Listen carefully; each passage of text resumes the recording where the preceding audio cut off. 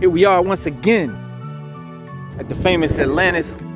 About to go in here and get my monthly or bi-weekly pull list. See what's popping, man. See what we can get. That's my son Blaze. What's good, homie? So yeah, man, in we go. So yeah, man, we in here checking out the long boxes.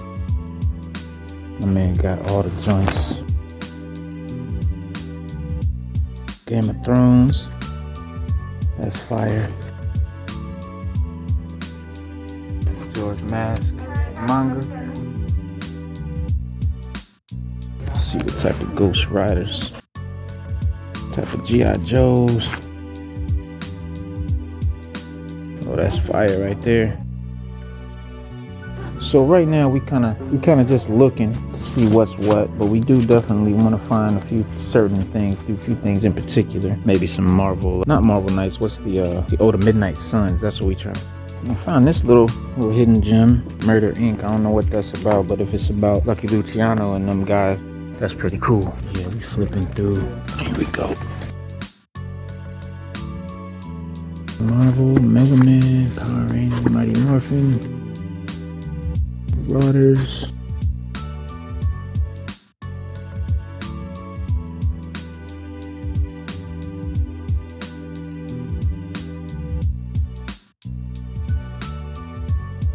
Ain't no Magneto had his own joint.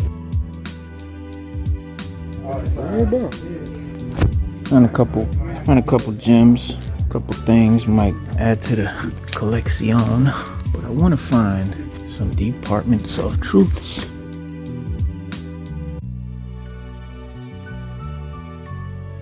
Oh, no shit. 25-cent cover. All right, yo, so we just rolled out. Let me see that thing right there. Picked up the stackages. So we'll flip through them when we get back to the Crusac. But yeah, man. Yeah. Atlantis Comics and Games, Portsmouth, Virginia. And I'm Reno Noir, 6 Element Hip Hop, signing off. Yo, what's good, fam?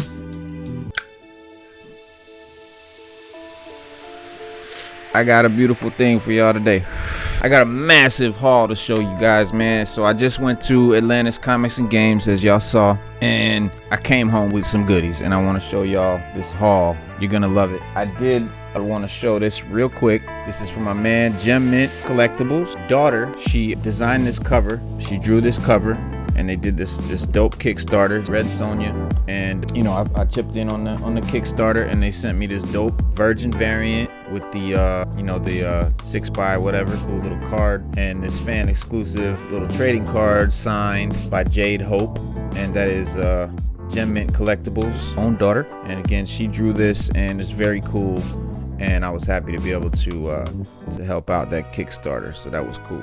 As for our haul today, picked up some things from my my pull list, and while I was waiting on him to calculate the damage, I started digging in them crates, you know, like I tend to do, and I found a few gems, like this Winter Soldier #1, Winter Kills, Casualties of War. And this is a dope little comic right here, because you got the Patriot in this issue, Isaiah Bradley's grandson, Vision is in there, Hawkeye's daughter, Kate Bishop, is in here. So like we're looking at the Young Avengers coming to fruition, and of course the Winter Soldier. So that was a dope little pickup for $1. Yeah, man, I found that in the long box for a bone. That was a score. Now these are something else that I've been looking for, and that y'all know that I've been looking for. Something is getting the Chiron, and this is number 8 right here. Beautiful condition. These things are like mint condition. This is the dope variant, number 9, Virgin variant. Number 10, again, mint condition. These are beautiful condition. And number 12, got the morgue drawer there. Yeah, man, this is a dope another dope indie comic, man, that you know, I've been telling y'all about these indies. These indies are where it's at, you know, as far as stories and characters and writing and the art, man. You're not gonna find better than these indie joints. We scored Ed Brubaker and Sean Phillips Incognito #6. We scored Incognito #5. Y'all have never heard of this, I'm sure, but you have heard me talk about Ed Brubaker. Ed Brubaker is the man when it comes to true crime comics. Again, this is an indie comic. Icon is the publisher. All right. Marvel and DC are the masters of superhero comics, but we saw Robert Kirkman come through with a surprise hit with Invincible.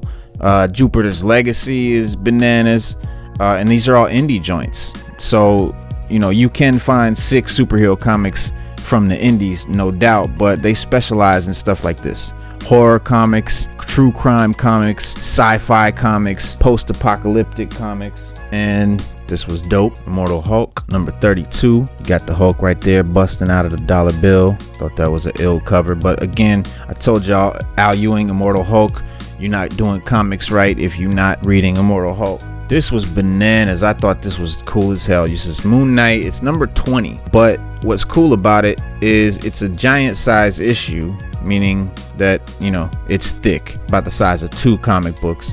And what's dope, if you can see right here, y'all can't really read that, it says giant size issue, also featuring the first appearance of Moon Knight, originally printed in Werewolf by Night number 32 and 33. So what that means is they've got, and this is cool, they've got the comic, right? You see the jaws of the like werewolf looking out of the jaws at Moon Knight. So you've got that comic in the beginning part, and look at the beautiful art of this book. Look at that. I mean, this is an amazingly gorgeous comic right here. When you get to, look at this, look at that,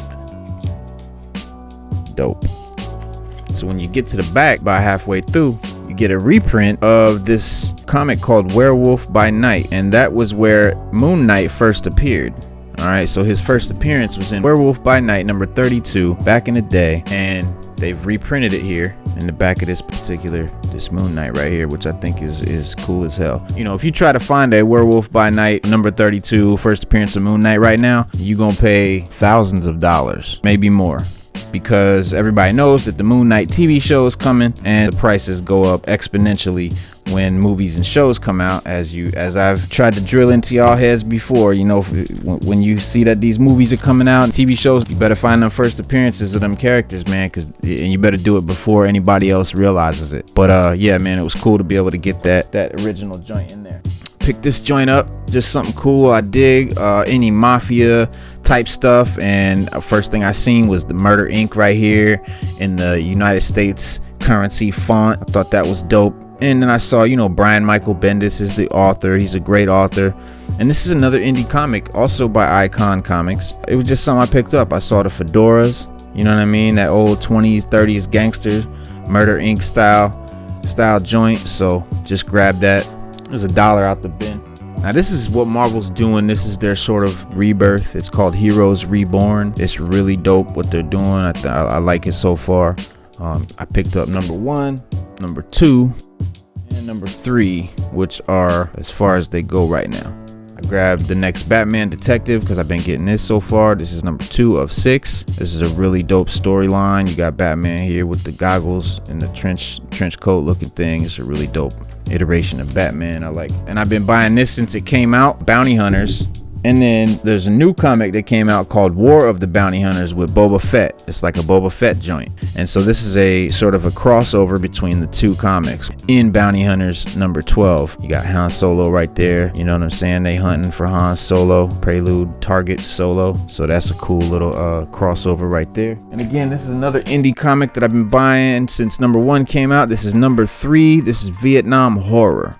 And this is just a sick, man, this is a dope little indie book. It's a horror comic, obviously. It's black and white, which is hella cool. You don't see a whole lot of black and white comics anymore, unless they're, you know, doing some novelty joint, like the black and white Wolverines and Batmans and Carnages that are out right now, black, white, and reds. But this is just a really cool comic about a platoon in Vietnam that encounters some sort of monsters or supernatural beings that is giving them hell. In issue 2, we hadn't got that far. Issue 3, we're about to see what the monsters, what that feeling they getting, what that lurking in the shadows is. So I can't wait to read that. Hellions number 11. It's a dope little cover here. You got Psylocke looking like Mojo with the eyes peeled open, so that like what Mojo does, so that you have to watch his crazy TV show. It's X-Men stuff, man. You don't know about Mojo. I ain't gonna go into all that right now, but it's like a Mojo'd out Psylocke holding the real Psylocke by her hair, so that's gonna be dope. Again, I've been following this. This is the 3rd issue, Carnage, Black, White, and Blood. Grab the Immortal Hulk number 46. This came out right now. Again, Immortal Hulk, one of the best things popping right now in comics. Grab the Silk number 1 variant cover. Silk is a teenage female Spider-Man type character. Grab Marauders number 20. And this Marauders and the Hellions, this is all part of the Dawn of X. I've got everything that Dawn of X has put out since House of X, Powers of X, every mutant related title that they've done since then. I've been collecting them just because I love mutants, love the whole mythos, and I wanted to follow something from the beginning.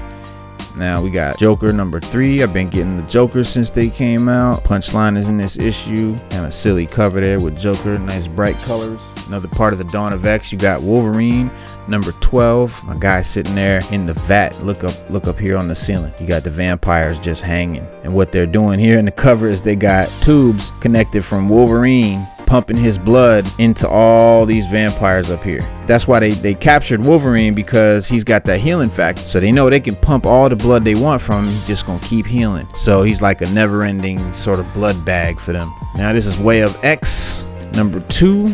This is a sort of a Nightcrawler story comic. I haven't read the first one yet. I have it. Again, it's Dawn of X, so I have it. But just grab number 2.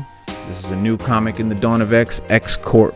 It's pretty much just like it sounds. From what I've heard, it's very much like a corporate type of a deal where the mutants are running their companies that they run out of Krakoa, because they've got all the pharmaceuticals and all that for the world, and so they've got a major billion-dollar business that they're dealing with. So they've got X Corp.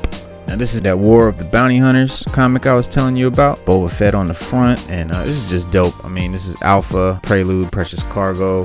Just one of them covers I had to grab. This is the first one out, and it's just a gorgeous cover. You got Han Solo right here in the Carbonite. Check him out. And Boba Fett's got him, and he ain't giving him up. Looks like somebody's coming for him, and he ain't giving him up. Now, if y'all saw my review the other day, We Only Find Them When They're Dead, issue number 6, again by Al Ewing with art by Simone DeMeo. One of the most gorgeous things right now out in comics, as far as the art goes, as far as the writing goes, the storyline, the comic itself is made of this nice cardstock. It's just a beautiful comic by Boom Studios. I mean, look at that, just gorgeous. It's just a beautiful comic.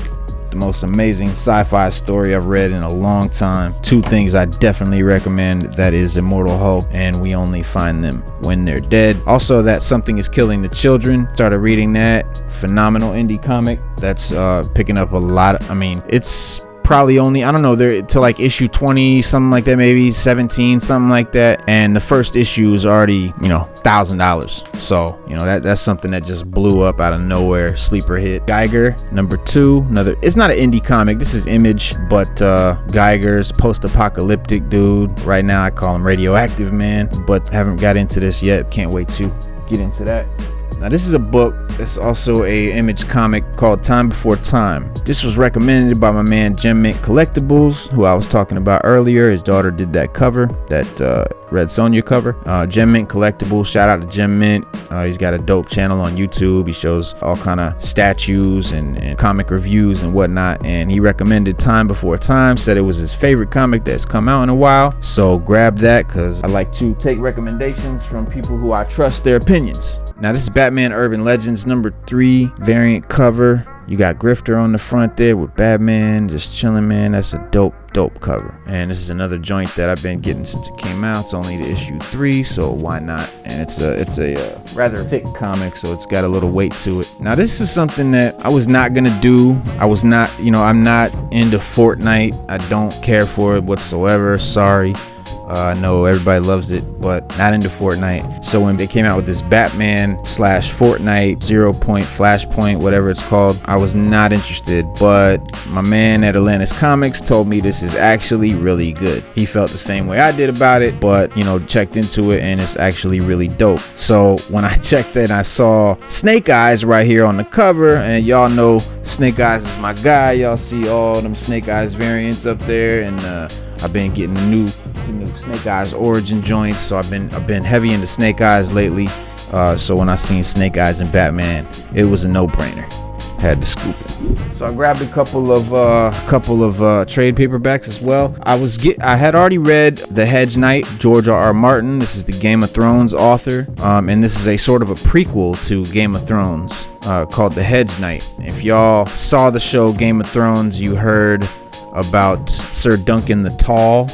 They mentioned him in the show maybe once or twice. So there's this whole storyline about Sir Duncan the Tall. It was really good. So when I saw number 2, Hedge Knight number 2, Sworn Sword, it collects Hedge Knight number 2, numbers 1 through 6 in this trade paperback. I had to get it. And of course, I had to grab Dead Man Logan, the collected edition. This is Dead Man Logan numbers 1 through 12, all in one joint. And this is a sort of post-apocalyptic. If y'all heard about Old Man Logan, this is the sort of logical next step. Old Man Logan is dying, his healing factors depleted, and the search for a cure has led to nothing but dead ends. Can Logan take his last breath in peace? Not if Mysterio has anything to say about it. The villain means to set in motion the massacre of the X-Men that kicked off Old Man Logan's apocalyptic future timeline. But is someone pulling Mysterio's strings? The Master of Illusion's new benefactors will surprise you. Then Logan returns home to find that the future world he left behind unraveled even farther during the time he spent in the Marvel Universe. Now the end draws near, but Logan still has unfinished business to take care of. Prepare for one of the most savage rivalries in comics to be concluded in a bloody fashion. Dope cover. So that's a pretty quick run through of the massive comic haul, so y'all can see again what we just went through. Quite a haul comic wise. And then we grabbed G.I. Joe Classified, Flint. That's my guy from back in the day. Flint, dude with the beret. When I was a kid, man, Flint was one of my favorite joints back in the day. And then I grabbed the Tusken Raider, Lucasfilm 50th anniversary, Star Wars Black Series, Tusken Raider. The Shore Trooper. This is one of the troopers that was on the beach in Rogue One. It's kind of got like a yellow tint to his armor there. And this is the Imperial Death Trooper. This is not to be confused with the big robot dudes that were in the end of Mandalorian. These are actually stormtroopers, but they are all like 7 feet tall guys. You got to be like 7 feet tall for them to hire you for the Death Trooper position. So these cats are real tall, real imposing. And then this is the last guy from the Star Wars Bad Batch collection. Kind of didn't get him at first. He's just the elite squad trooper. He's kind of plain, so didn't get him at first. And then the Imperial Hover Tank Driver, also from Rogue One. Cool dude. That's pretty much it, man. So this was the massive comic book haul from Atlantis Comics and Games, and I hope y'all dug it. If y'all have any questions, please put them in the comments. If y'all love me, put it in the comments. If you hate me, put it in the comments. Please leave a comment. Please subscribe. Please press that like button and share this video, man. Let's get them to push this thing, man. Let's grow this channel, because I really want to bring y'all some dope content, man. I really want y'all to continue learning about comics. And if you haven't subscribed yet to the channel, please do so now. Make sure you hit that notification bell, and when you do that, make sure you select all so that they will send you the notifications every time I drop a new joint. And of course, we got to give super duper shout outs to all my people, man. Full Blast Radio, DJ Tiger, Comic Crusaders, Al Mega. And shout out to my pops, Dan, for supporting the channel 100%. Thank you, pops. My man, the marvelous Muncie from Muncie's Comic Shop, always looking out. Thank you for the support, brother. Cooks24, Spadenomics Comics from Instagram, and my homeboys, the Madmen of Comics on Instagram. That's Dad and Daughter Comics, Chronic Schizo, Clayface 90, and 6 Element of Hip Hop. We do live auctions and whatnot. We start with dollar bids. We got low prices on spectacular comic books. Those are the homeboys, Madmen of Comics. Check them out on Instagram. Appreciate y'all for coming, man. 6 Element of Hip Hop signing off. Salute to the tribe. Peace.